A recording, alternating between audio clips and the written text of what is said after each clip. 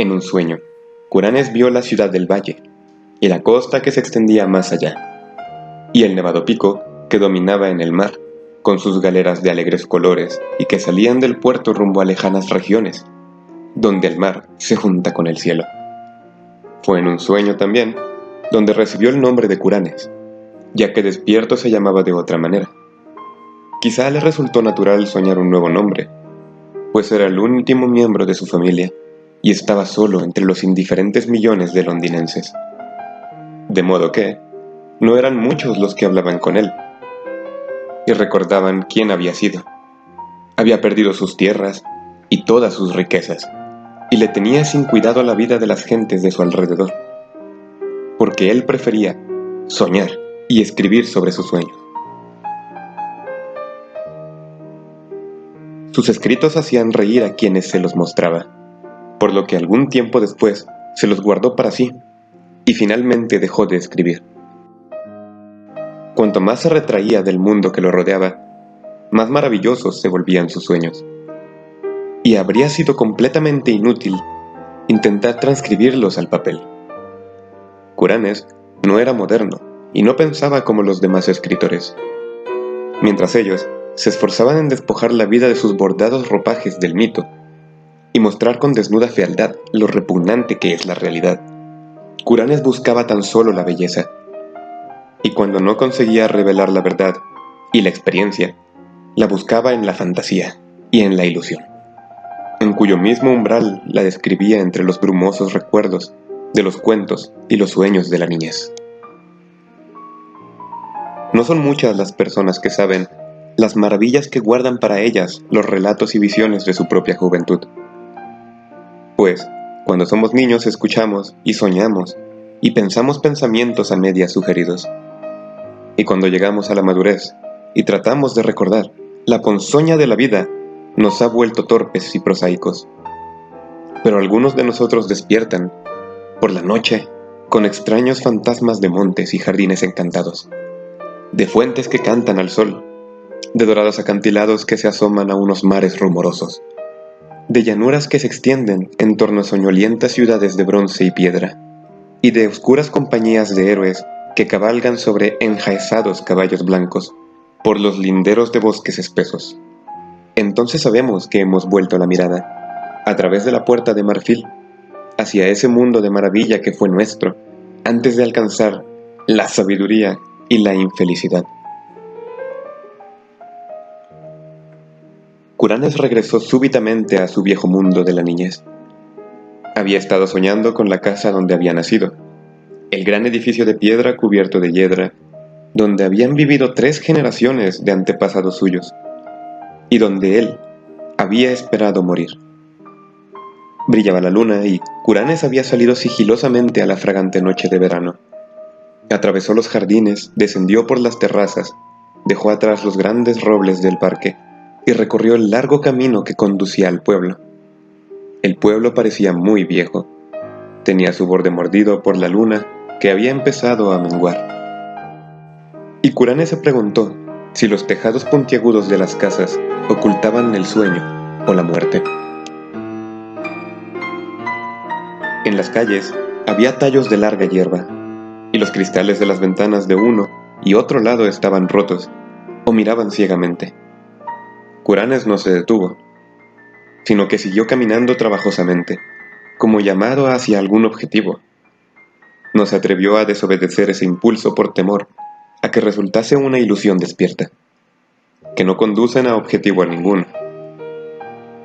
Luego se sintió atraído hacia un callejón que salía de la calle del pueblo en dirección a los acantilados del canal, y llegó al final del todo, al precipicio y abismo donde el pueblo y el mundo caían súbitamente en un vacío infinito, y donde incluso el cielo, allá adelante, estaba vacío, y no iluminaban siquiera la luna roída o las curiosas estrellas.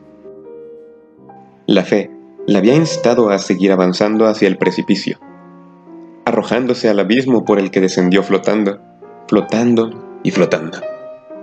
Pasó oscuros, informes sueños no soñados, esferas de apagado resplandor que podrían ser sueños apenas soñados, y seres alados y rientes que parecían burlarse de los soñadores de todos los mundos. Luego, pareció abrirse una grieta en la claridad de las tinieblas que tenía ante sí, y vio la ciudad del valle brillando espléndidamente allá abajo, sobre un fondo de mar y de cielo, y una montaña coronada de nieve cerca de la costa. Curanes despertó en el instante en que vio la ciudad. Sin embargo, supo con esa mirada fugaz que no era otra cosa que Celefais, la ciudad del valle de Oth-Nargai, situada más allá de los montes Tanarios, donde su espíritu había morado durante la eternidad de una hora. En una tarde de verano, hacía mucho tiempo, cuando había huido de su niñera y había dejado que la cálida brisa del mar lo aquietara y lo durmiera mientras observaba las nubes desde aquel acantilado próximo al pueblo. Había protestado cuando lo encontraron, lo despertaron y lo llevaron a casa, porque precisamente, en el momento en que lo hicieron volver en sí, estaba a punto de embarcar en una galera dorada, rumbo a esas seductoras regiones donde el cielo se junta con el mar. Ahora se sintió igualmente irritado al despertar, ya que al cabo de 40 monótonos años, había encontrado su ciudad fabulosa. Pero 3 noches después, Curanes volvió a Celefais. Como antes, soñó primero con el pueblo que parecía dormido, o quizás muerto, y con el abismo al que parecía descender flotando en silencio. Luego apareció la grieta de claridad una vez más. Contempló los relucientes alminares de la ciudad, las graciosas galeras fondeadas en el puerto azul, y los árboles ginkgo del monte Arán, mecidos por la brisa marina. Pero esta vez no lo sacaron del sueño, y descendió suavemente hacia la herbosa ladera como un ser alado, hasta que al fin sus pies descansaron blandamente en el césped. En efecto, había regresado al valle de Oth-Nargai y a la espléndida ciudad de Celefais. Curanes paseó en medio de hierbas fragantes y flores espléndidas. Cruzó el burbujeante Naraxa por el minúsculo puente de madera donde había tallado su nombre hacía muchísimos años. Atravesó la rumorosa arboleda y se dirigió hacia el gran puente de piedra que hay en la entrada de la ciudad.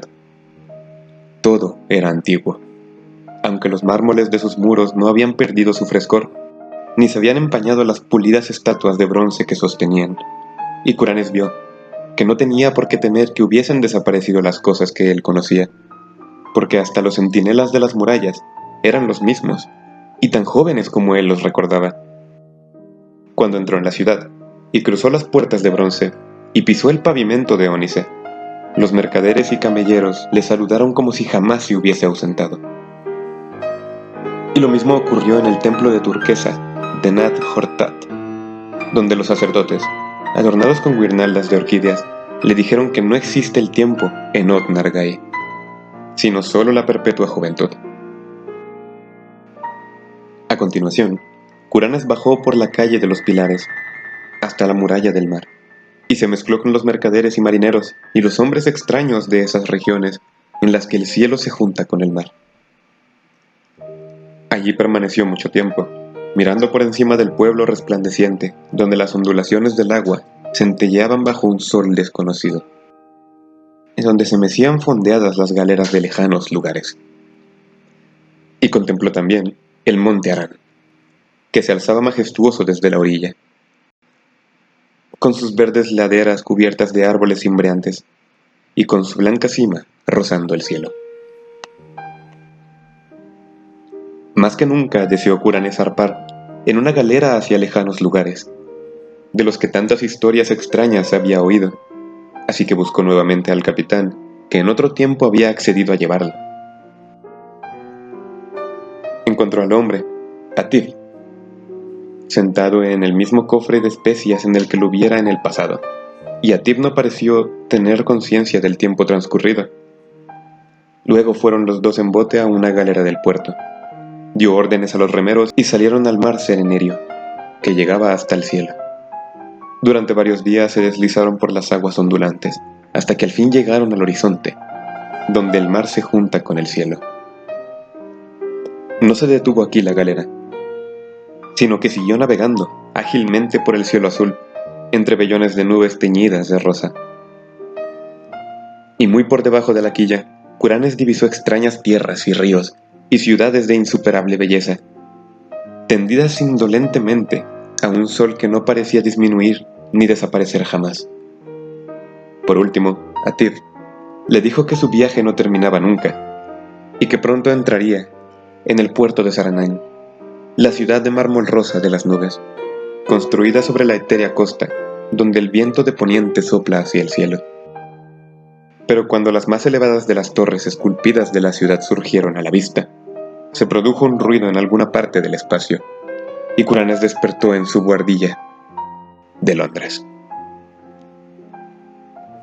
Después, Curanes buscó en vano durante meses la maravillosa ciudad de Celefais y sus galeras que hacían la ruta del cielo, y aunque sus sueños lo llevaron a numerosos y espléndidos lugares, nadie pudo decirle cómo encontrar el valle de Oth-Nargai, situado más allá de los montes Tanarios. Una noche voló por encima de oscuras montañas donde brillaban débiles y solitarias fogatas de campamento, muy diseminadas, y había extrañas y velludas manadas de reses, cuyos cabestros portaban tintineantes cencerros. Y en la parte más inculta de esta región montañosa, tan remota que pocos hombres podían haberla visto, descubrió una especie de muralla o calzada empedrada, espantosamente antigua, que zigzagueaba a lo largo de cordilleras y valles, y demasiado gigantesca para haber sido construida por manos humanas.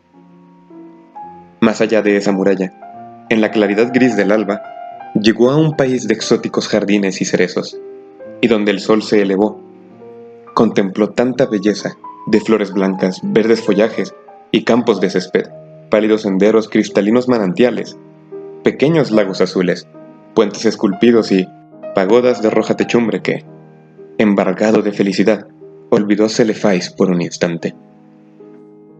Pero nuevamente la recordó, al descender por un blanco camino hacia una pagoda de roja techumbre. Y si hubiese querido preguntar por ella a la gente de esa tierra, habría descubierto que no había allí gente alguna, sino pájaros y abejas y algunas mariposas. Otra noche, Curanes subió por una interminable y húmeda escalera de caracol, hecha de piedra, y llegó a la ventana de una torre que dominaba una inmensa llanura y un río iluminado por la luna llena. En la silenciosa ciudad que se extendía a partir de la orilla del río, creyó ver algún rasgo o disposición que había conocido anteriormente. Habría bajado a preguntar el camino de Oth-Nargai, si no hubiese surgido la temible aurora de algún remoto lugar del otro lado del horizonte, mostrando las ruinas y antigüedades de la ciudad, y el estancamiento del río cubierto de cañas, y la tierra sembrada de muertos, tal y como había permanecido desde que el rey Cainaratolis regresara de sus conquistas para encontrarse con la venganza de los dioses. Y así, Curanes buscó inútilmente la maravillosa ciudad de Celefais, y las galeras que navegaban por el cielo rumbo a Seraninán, contemplando entretanto numerosas maravillas y escapando en una ocasión milagrosamente del indescriptible gran sacerdote que se oculta tras una máscara de seda amarilla y vive solitario en un monasterio prehistórico de piedra, en la fría y desierta meseta de Lem. Al cabo del tiempo, le resultaron tan insoportables los desolados intervalos del día que empezó a procurarse drogas a fin de aumentar sus periodos de sueño. El hachís lo ayudó enormemente, y en una ocasión lo trasladó a una región del espacio donde no existen las formas, pero los gases incandescentes estudian los secretos de la existencia, y un gas violeta le dijo que esta parte del espacio estaba al exterior de lo que él llamaba el infinito. El gas no había oído hablar ni de planetas ni de organismos, sino que identificaba a Curanes como una infinitud de materia, energía y gravitación. Curanes se sintió ahora muy deseoso de regresar a la Celefais salpicada de almínares y aumentó su dosis de droga.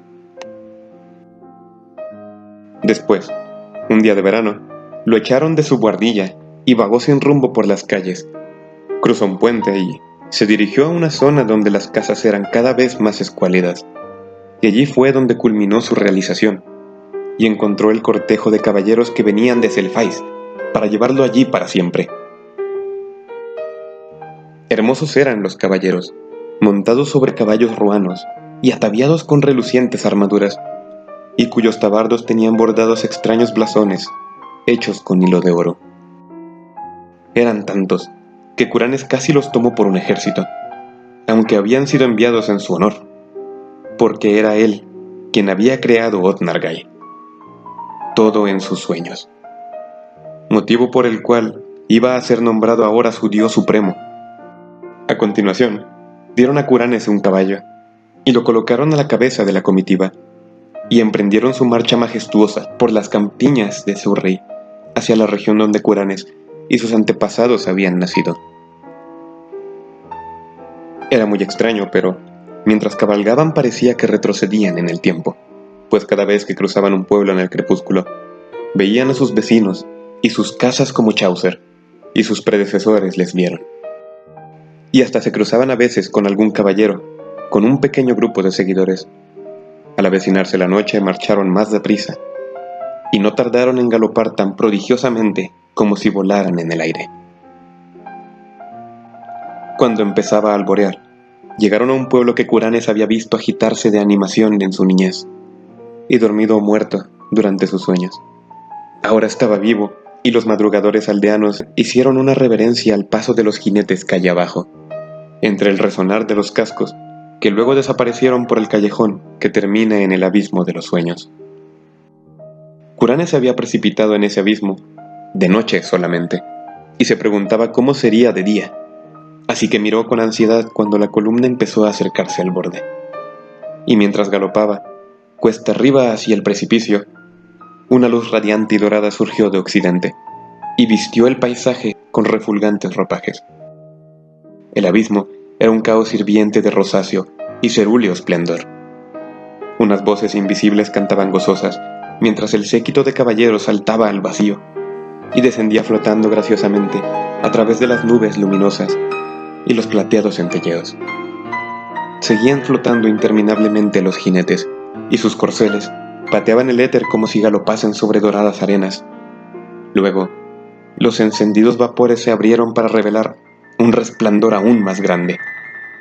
El resplandor de la ciudad de Celefais, y la costa, y más allá, y el pico que dominaba el mar, y las galeras de vivos colores que zarpan del puerto rumbo a lejanas regiones donde el cielo se junta con el mar.